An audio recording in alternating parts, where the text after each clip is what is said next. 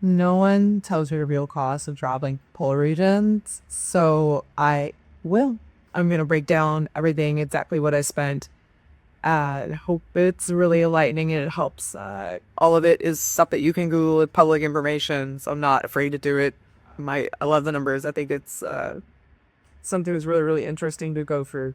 So, if you're new here, I've been to Antarctica twice. I've been to the Arctic once. Just got back actually from the Arctic, so I'm really excited.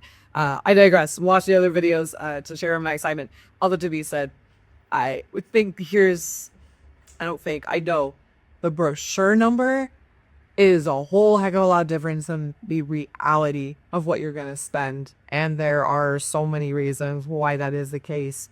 So we'll start with the Antarctic. I've gone to the Antarctic twice. I've done a 10-day expedition and a 14-day expedition. A 14-day expedition, I was able to cross the Antarctic Circle.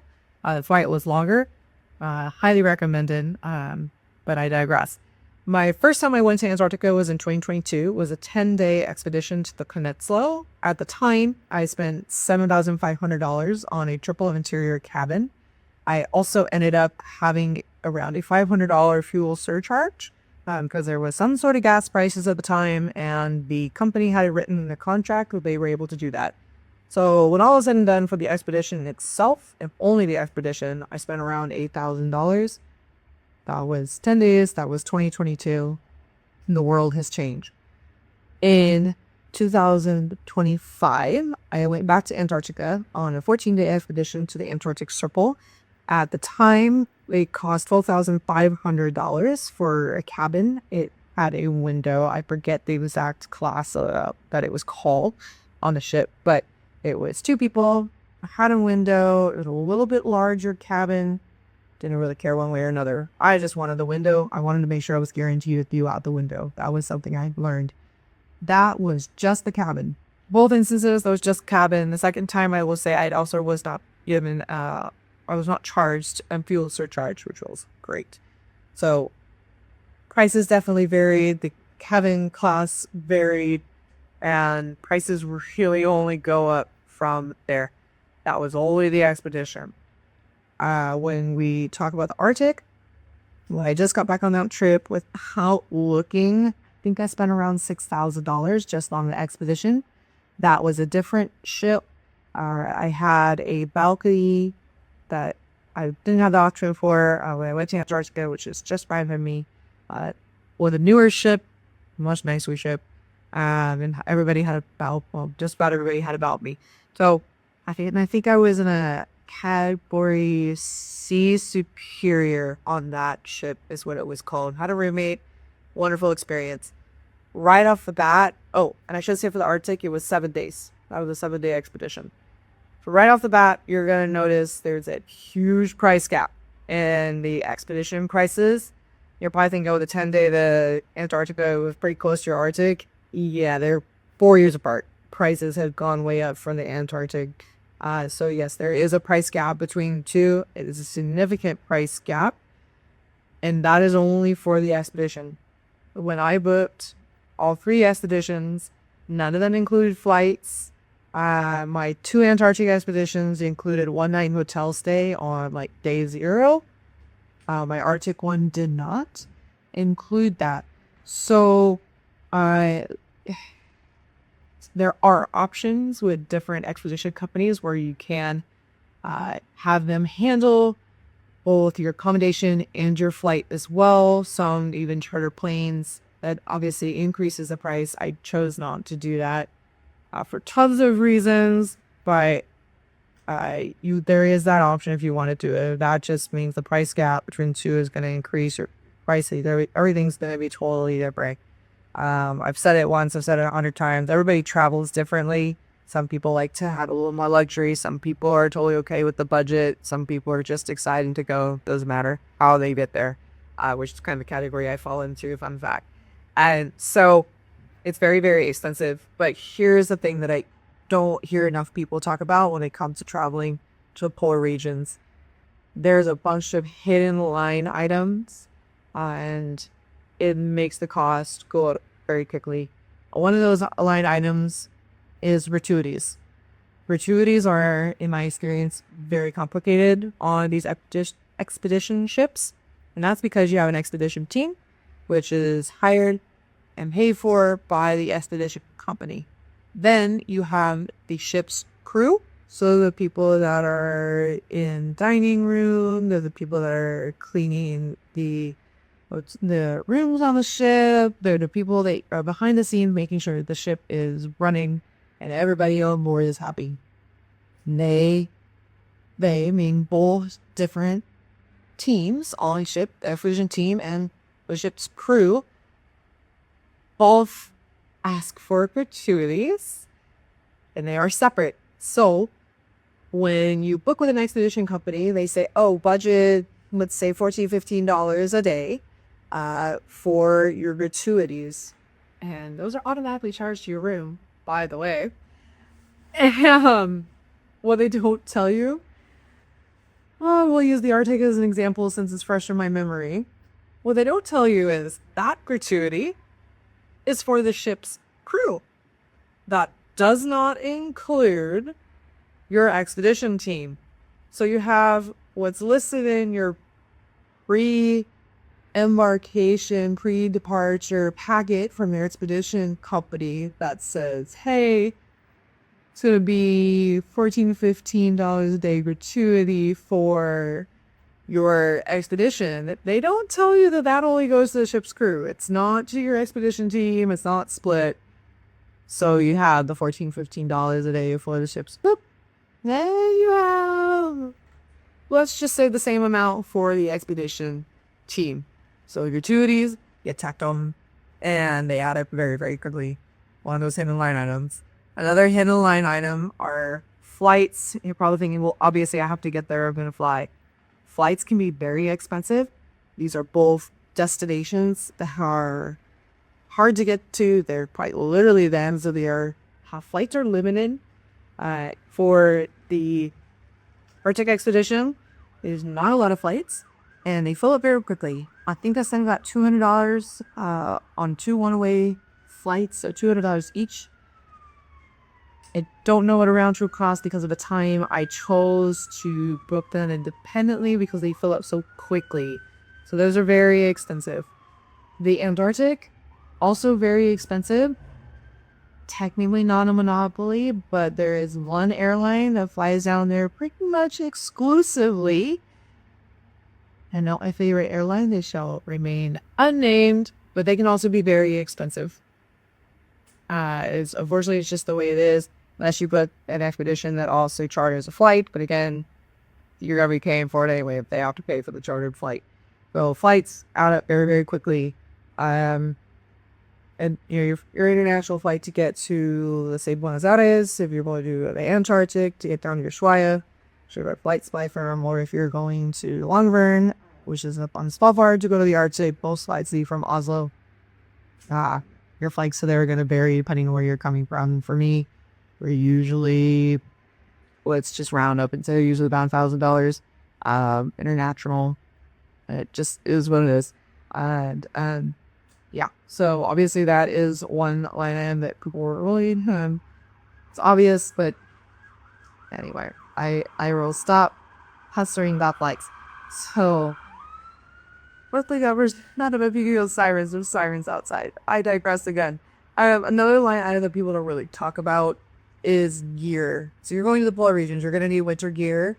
Not everything is provided by ships, in my experience, are great at supplying the boots and supplying at least the shell jacket.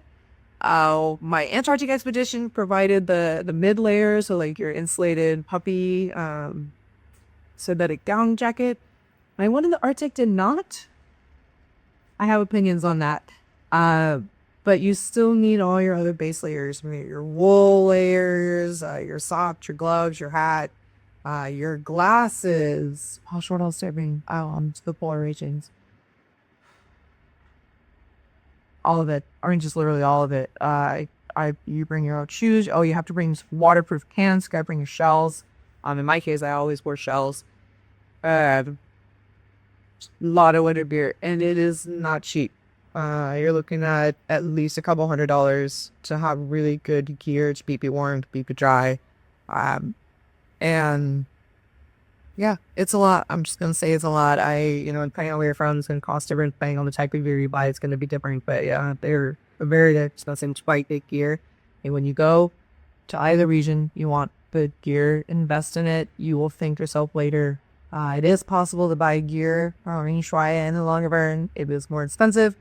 You could probably rent gear as well. I've heard of people doing that. I personally have never done it, but it's definitely something to look into if you're like, okay, I don't need all this when I'm done, so let me just rent it. And yeah, let's see what other line items. Oh, onboard extras. Depending on the expedition you book, some take like wine and beer included. Sometimes they're not. So beverages on the ship. I had one expedition I was on that couldn't even get a juice or a soft drink with dinner without, or even breakfast. I don't think at any meal. Even at breakfast, I don't think I'd get juice without being charged for it. It was absolutely wild or ridiculous, and I have lots of opinions on that. Even 4 years later. So be aware of the extras. And of course, souvenirs. Everybody looks souvenirs, and it's just, who does it? I'm seeing here with some of mine. So keep that in mind. These are regions that are at the end of the earth. They are more expensive. Of course, there's exchange rates and all that different stuff, depending on where you're from. But the Arctic especially is much more expensive. So just keep that in mind when going as well. Moving on, I feel like I've talked about cost maybe way too much now. You're probably tired. You're just not even here anymore. Don't blame you. Let's talk a little bit about what you get for spending more. I've said it once, I'll say it probably 100 times more in my life at least. Everybody travels differently and has a different expectation for luxury versus budget. But I will say spending a little bit more on the ship is very much worth it. I know for the Arctic, part of why I chose cabin class I did was because of the ship's map. So I knew where that classic cabin was, and I knew that was where I wanted to be on the ship. Of course, it's not a guarantee, but it definitely increased my chances. And I ended up being centered on the ship just like I wanted. It was absolutely fabulous. Absolutely no regrets for booking a little bit up for that one. It's easier for me to compare the Antarctic because I'd had two different classes, cabin classes, when I've been down there. The first time, even though I originally booked a triple interior, I ended up in an upgraded cabin with a window by myself. I have a funny story, but we'll get to that another day. And then the second time I went, I spent more money to begin with to be guaranteed the window. Both were very similar experiences, but were very similar layouts in cabin. My more expensive cabin, the second time I went, was a little bit bigger. Thankful it was a little bit bigger, just to give myself more space. I was on the ship for 14 days. It's a long time being close quarters with not only a roommate, but just everybody on the ship. So you get differences in cabins for sure. Spending a little bit more money depending on the company you can get, or just the different experiences that come with things, or the hotels taking care of when you are on land, and then there's agencies that charge the charter flights. So those are some of the differences. I've talked about different experiences in other videos, and some people it's worth it to spend a little bit more money, and that's great. For me, as long as I have a comfy cabin and it's what I wanted and I'm centered on the ship, I'm quite happy. It doesn't take a lot to make me happy. I'm just so thrilled to have the privilege to be able to do this. I never in my life thought I would do both polar regions, much less go to one of them twice. So I think you get what you pay for, and if you want to spend more, you're able to spend more. I would say I recommend it. Or you can make more money, you can make more time. I mean, sometimes this is the one and only opportunity you'll ever get. Go to one of these regions, and it's just worth it to spend the money up front. So, if you want my advice on who should go where based on their budget, I this is like such a cop out of an answer, but I'm going to say it anyway. I really couldn't tell you. It all depends on the person and what you want to see and where you want to go. Maybe you absolutely love polar bears and you couldn't care less about penguins. So you're going to go to the Arctic and you're going to see polar bears in the wild. Cannot believe I can say I've been there, done that now. Wonderful experience. Absolutely just fabulous. Go do it. Maybe you couldn't care less about polar bears. So you're going to go to Antarctica and see the penguins. And that's also an amazing experience within itself. It really depends on the traveler. It depends on your budget. If you think you can only ever in your life do one, hands down Antarctica every single time. I might be a little bit biased. There's just a feeling about Antarctica that I didn't have in the Arctic. And it's not to knock the Arctic, just didn't have the same connection that I did to Antarctica. If you can do both, go to the Arctic first, then go to Antarctica. I've heard that from multiple people, so it's not just my opinion. It seems to be a common theme. And yeah, I'm going to stop there because I think, there's so many factors and it really depends on the person, where they want to go, what they want to spend, and what they want to experience.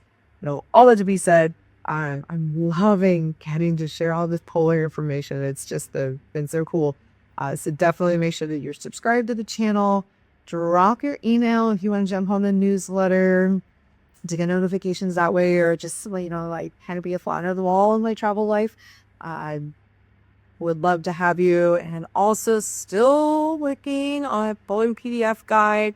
Can't wait to send it out. It's going to be pretty darn epic in my own opinion.